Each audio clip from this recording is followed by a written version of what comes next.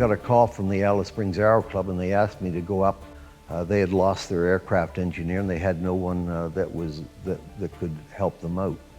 So they sent me an air ticket up and I flew up to Alice Springs. They wanted me to stay. And I said, well, the only offer I would accept would be if I was able to take over the hangar and set up my own business. Ozzie Watts, who was in charge of the Aero Club, he wasn't all that keen, but the board overrode him. They knew that the Aero Club wasn't going to expand unless they had an engineer to fix their aircraft. After 2.5 years, I did take over the hangar and started my own business. Also, I would do odd work at the Canellan Airways, doing engine changes and modifications on their Herons, and they needed some assistance. I wasn't paid for it. I didn't want to get paid for it. I wanted more experience. As time went along, Con Air were branching off into heavier aircraft, turbojet aircraft. To get into that realm of aircraft, Con Air had to get rid of all their smaller aircraft and that they were repairing for pastoralists. Canellan said he had to get rid of all these aircraft and he wanted some mechanic that would do them for him because they were his friends and that needed somebody to look after them. But I said, I don't have spare parts. I don't have that kind of money to set up a business. And he said, well, that I can help you with. Mr. Canellan made a phone call to the stores department in the hangar, in Canellan Hangar, and he told the storekeeper to come into the meeting. Mr. Canellan said, I want you to take all the spare parts for all of the light aircraft and take it down to Roger's hangar at the Aero Club. So he instantly made me a large engineering shop, and all I had to do was add engineers. Phenomenal. It just made my company from nothing, from 2 aircraft. Now I could hire 5 engineers, no problem, and work them. And that I did. We were by far now the largest aircraft engineering place in Central Australia. With that, I thought, well, I should get a charter license for fixed-wing aircraft. And I started buying aircraft and started doing scenic flying down at Ayers Rock. So then what I did is I set up a base at Ayers Rock. So I had a base now in Alice Springs. We set one up at Ayers Rock. And Ayers Rock Air Services were operating down there at Ayers Rock. I was getting much larger than they were, and they sold out to me. From there, I thought helicopters would be a nice move. And I bought a small helicopter. Now this was just on the cleft of getting into the time when cattle mustering started using helicopters. And when the season started, I bought another helicopter, another Hughes helicopter. And then I bought another one and another one and another one and another one, and I think we had 5 in the end. Now that went on for many, many years, and it really set the company on a financial basis. There was plenty money to make on a helicopter, and especially in cattle mustering. When things started dropping off in the cattle mustering, I went and bought a Hughes 500D helicopter, a jet helicopter, and we were hopeful of getting some mineral work, mining work, if you like, and we did. We got a bit of mineral work, but and tourist work, and also medevac work, all that sort of stuff. And then a contract came along where they needed a helicopter at Heard Island in the Antarctic. And we won that contract. We wanted something that would carry more people, so we bought a brand new Jet Ranger helicopter.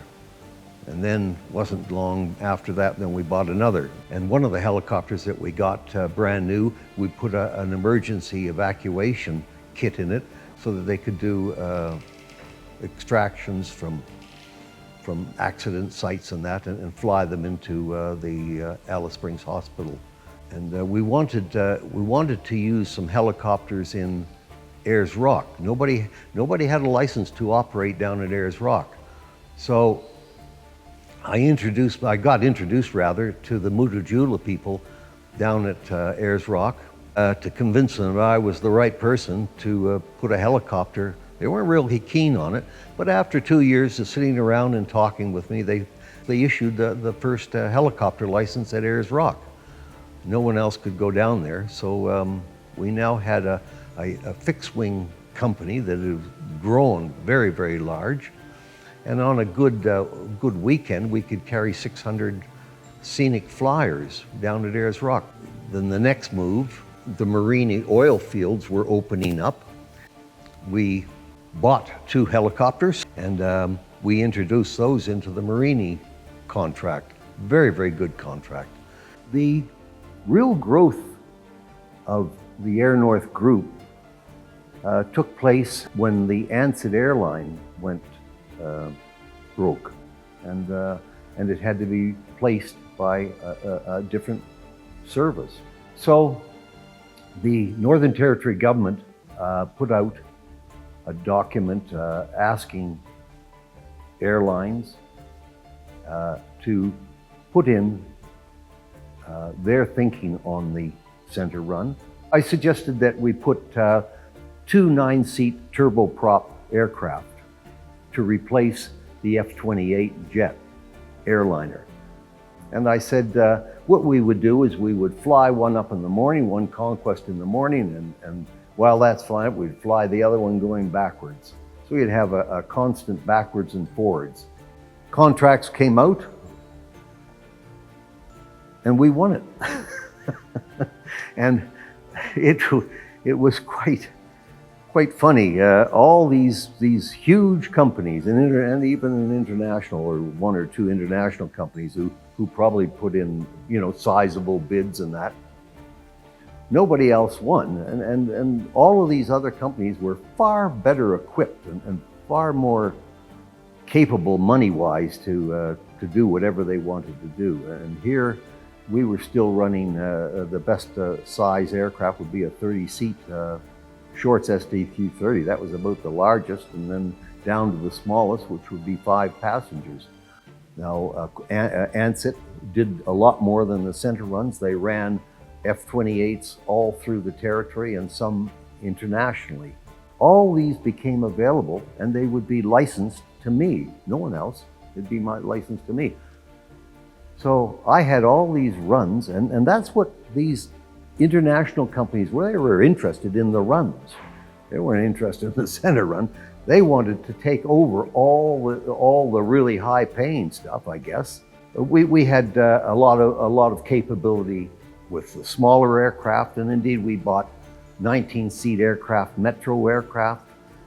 We bought Embraer aircraft, and even a couple of Cessna aircraft to service all these small runs to communities and that had to be kept serviced. And what I mean serviced, all these communities needed daily flights in and out that for medicines and for legal documents and for spare parts for cars. Everything depended on keeping all of these settlements up and going.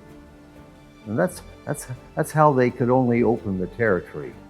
And with that contract being levied to us, that did it. That gave us the capability of absolutely everything. And boy, did we get into it. And we've done a really good job. We did a really good job. And the NT government, I think, would have to say that it was just, we did a really smacking good job on the whole thing. So that's really about how it is and how it got going. And this document at the end will give you a bit more insight of who did it and how they did it and where they went. It's all very, very important. But it certainly took us into the jet age, and it just made so many other things happened. We couldn't, you know, the territory wouldn't have run unless somebody like ourselves or somebody else took it on. My name is Roger Leach. I'm the owner of the Air North group of companies and also the Chard Air and Skyport group of companies. I'd like to thank you very much for watching the video that explains and shows exactly what a small company can do and has achieved here in Australia and in the north of Australia. Thank you very much.